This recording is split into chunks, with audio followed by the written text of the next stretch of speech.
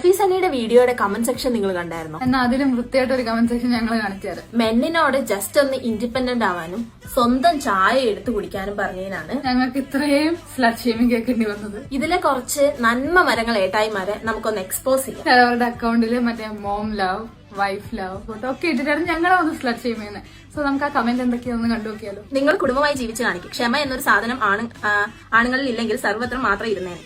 നിന്നെ പോലെയുള്ളവരാണ് സ്ത്രീ എന്ന വർഗത്തെ തന്നെ ചീത്തയാക്കുന്നത്. പറ്റില്ലെങ്കിൽ ഇട്ടിട്ട് പോകണം, അല്ലാതെ കേസ് കൊടുത്ത് ജീവിതം വഴിമുട്ടിക്കാനോ. കുറെ സ്ത്രീകൾക്ക് അവർക്ക് കേസ് കൊടുത്ത് ക്ലാസ് കൊടുത്ത് നടക്കുന്നുണ്ട്. ലൈറ്റ് ഇടാത്തത് കൊണ്ടാണോ? പ്രിയങ്ക ചേച്ചി ഈ പറയുന്ന കാര്യമായിട്ട് ഇതിനൊരു ബന്ധമുണ്ടോ എന്ന് എനിക്കിപ്പോ സംശയമുണ്ട്. ഇപ്പൊ അവിയലിന്റെ റെസിപ്പിയിലൊന്നും സച്ചിൻ ഔട്ടായി എന്ന് പറഞ്ഞതുപോലെയുണ്ട്. ഇവരെയൊന്നും നിങ്ങൾ ട്രോളേണ്ട കാര്യമില്ല. അങ്ങനെ ഒരു സ്ഥലത്ത് മോശമായ രീതിയിൽ സംസാരിക്കുന്ന ഒരു സ്ത്രീയായി എനിക്ക് ഇതുവരെ തോന്നിയിട്ടില്ല. ഇനി ഒരു കാര്യം കൂടി പറയാം. ഇതിൽ വന്ന കമന്റുകൾ ഞാൻ വായിച്ചു. അതിൽ ഒരു കമന്റ് താഴെ നിങ്ങൾ പറഞ്ഞ ഡയലോഗ് മര്യാദയ്ക്ക് സംസാരിക്കാൻ പഠിക്കണമെന്നാണ്. അത് നിങ്ങൾക്കും ബാധമാകും.